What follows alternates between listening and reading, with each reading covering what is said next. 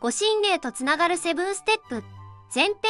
ガンダムのニュータイプ論とサイコウェーブの応用。シャローム、どうも、ワスです。本格的なスピ系の話題へと移ってきたアタオカ企画。今回ご紹介するテーマは、護身霊とつながるためのセブンステップ。ガンダムで例えると、ニュータイプに目覚めるための方法論をお伝えして、後半には朝礼の実演もお見せします。もちろんハンターハンター的な念能力の習得法にしても良いわけですが、つい最近にガンダムの生みの親である富野義行さんの対談動画を見て、今も現役でエネルギッシュな富野さんがニュータイプ論、つまりは人類がニュータイプへ覚醒して進化していく詳細な流れを作中で描けなかったのが心残りだといった趣旨の発言をされてました。小さい時にガンダムシリーズのアニメを見てゲームにもハマり、プラモデルを作って楽しく遊んでいた若かりし頃を思い出したのもあり、ワスなりの解釈を交えつつニュータイプ論を語ってみたいと思います。母さんにも語ったことないのに。それでは楽しんでどうぞ。まずニュータイプ、超人的な直感力と洞察力に目覚めて宇宙に適応した新人類になる。言い換えると護身霊とつながって新しい時代の先駆者になるためのステップには大きく分けて7つあります。1、フフフンフを深める。2、フーフフフンを意識する。3、フンフンをクリアにする。4、フンフンをクリアにする。5、フーフフを結ぶ。6、フンフンフを磨く。7、フフを積む。この7つです。なんとなく予想がつきますか？では一つ一つを明確にしつつ具体的に見ていきましょう。その1、神学びを深める。2020年から天体の星回りとして風の時代に入ったと言われ、より目に見えない世界を大切にしたり、魂の声に耳を傾ける重要性が問われています。隠れ身になった存在のことを神と呼んだりもしますが、写し世のことはもちろん、これまでのアタオカ企画のビデオでも詳しく語ってきたような隠れ世の法則性や原理原則を学ぶことから全ては始まります。そうは言っても目に見えない世界のことなんてどうとでも言えるし、論理性や客観性に欠けるふわっとした解説がちょっと多くない？そのようにごもっともな指摘をなさる方もいるでしょう。なので神学びを深める際のポイントを一つお伝えしておきたいのですが、前後には明暦暦ロドードーという悟りの境地を表現した言葉があります。天地自然や大宇宙の真理は何も包み隠すことなく、全てはありありと明らかに現れ出ている。あとは君がそこに気づけるかどうかだという意味です。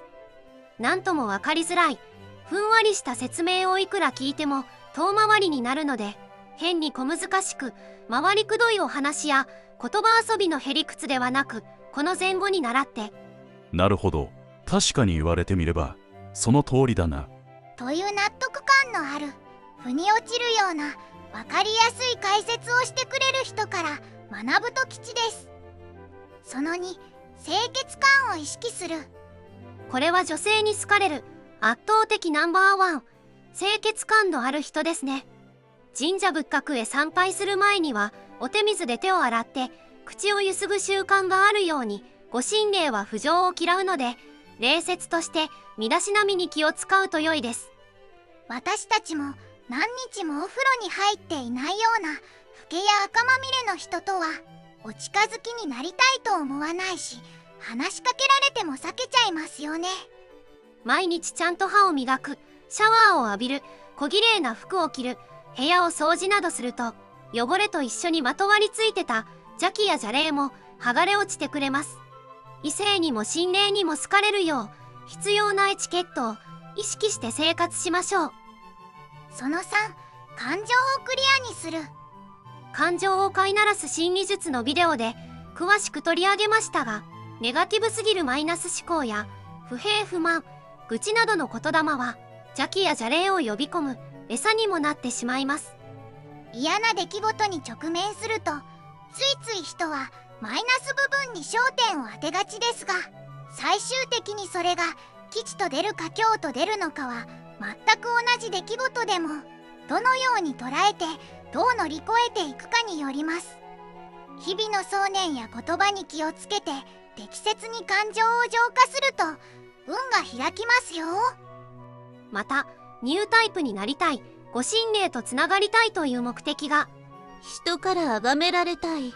うまいことやって儲けたいといった個人的なエゴ、生涯から発する我欲が主体になってる場合には、そうした内面の心構えも全て見透かされるので、同じような想念を持つ動物霊や邪霊の類と同調して逆に邪気を引き寄せてしまいます。運気を上げて人の役に立ちたい、宇宙にも地球にも社会にも貢献できる形で神仏のポジティブなエネルギーを活用したいという前向きな八方よしの気持ちや愛念の祈りで満たされていると、ご神霊の心持ちに近いので波長があって近づいてきやすくなります。その4、霊体をクリアにする。これは清潔感を意識したり感情に気をつけて浄化したりという自分自身の内なる努力だけではどうにもしづらい部分です。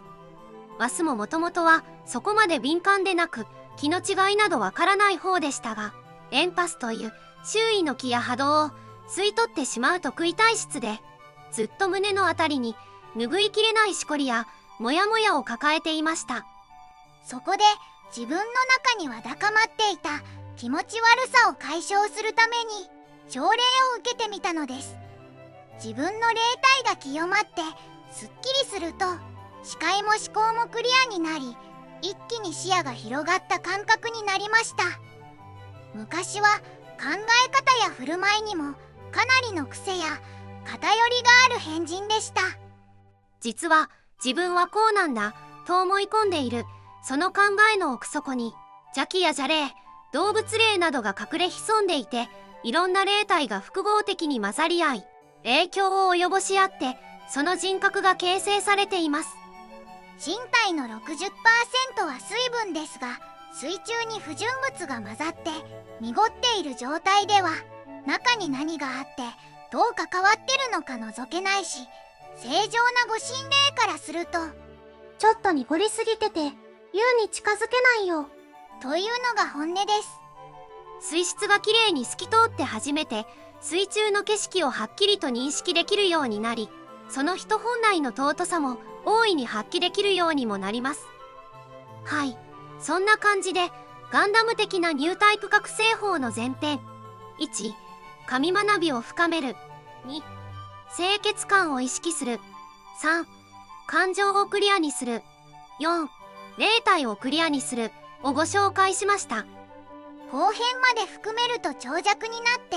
せっかく長いビデオを作ってもみんな敬遠して見たがらないので2つに分けようと思うよ。ここからはあたおかワークの実演に移り、朝礼の模様をお届けします。理論や理屈ばかり語っても実際に神仏とつながって取り継いでる様子が見られないとどうしても説得力に欠けてしまうし、ご神霊がいることの証明にもならないので、やはり実習や実演は必要ですよね。それではレッツヒーリング。2022年11月某日、この日は関東にある主要な神社をいくつか合わせて巡ってきたので、その時の条例の様子を2つご紹介するよ。エンターテイメントとしてご覧になってみてね。まずはワスも初めて訪れたここの神社。きらびやかな装飾がとっても綺麗で見とれちゃったんだけど、やっぱりいろんな人の残した重たい電波や浮遊霊、動物霊などが群がってたので、ニュータイプとして覚醒を果たしたワスの最高英部で霊体を浄化しちゃうよ。まずは歴代主人公の中でも原作者の富野さんから直々に宇宙世紀史上最高のニュータイプ能力の持ち主、そう称えられる神指団の出撃です。お前たちがいるから戦いがいつまでたっても終わらないんだ。命は命は空を支える力だってそれを分かれ。遊びでやってんじゃないんだよ。こんなところで。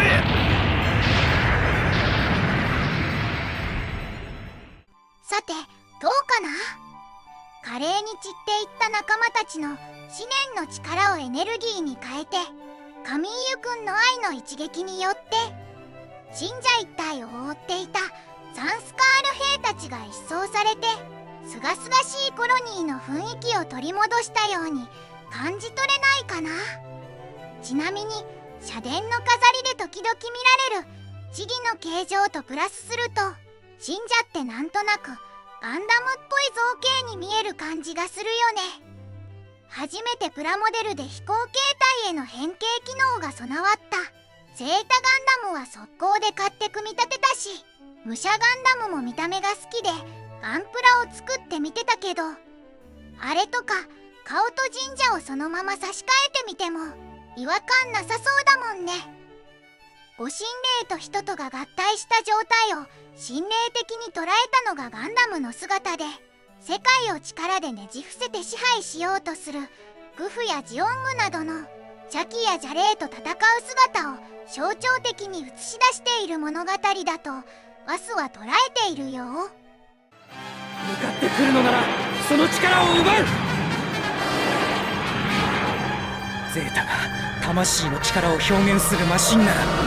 俺がそれを引き出してみせる。やるんだ、生きている俺がこの力でできることを。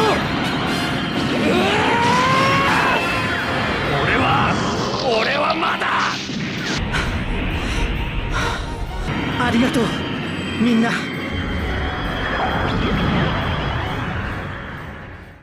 いや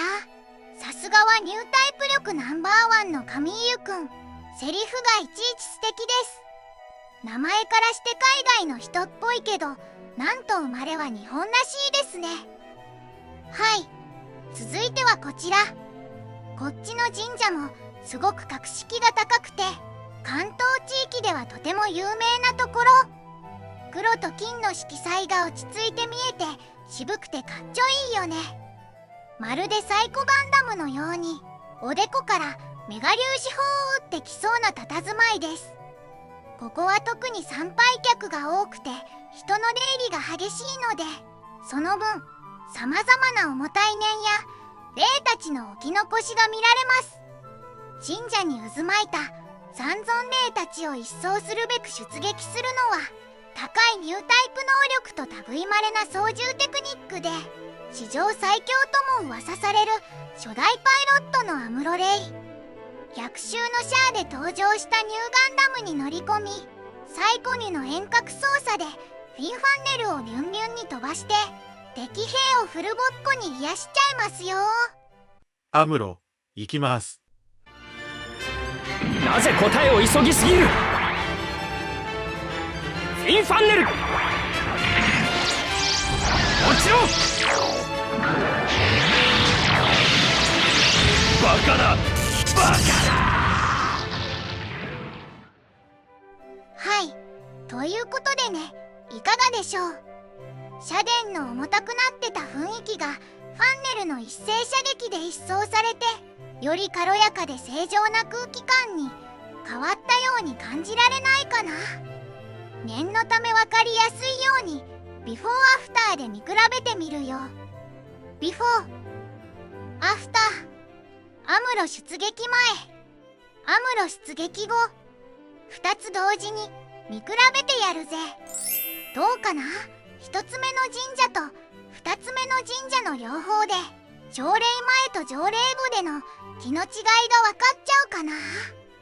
サードアイやニュータイプの超感覚で感じ取ってみたときに、条例前の眉間にビリビリときて少し痛くなるような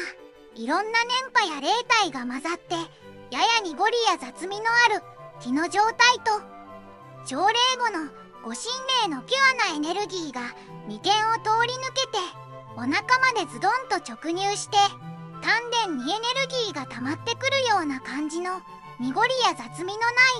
ご神霊そのものの気の状態が捉えられますかそうした量子エネルギーの違いがそこはかとなくわかるようになれば、ニュータイプへの覚醒がどんどこ進んでいる証拠です。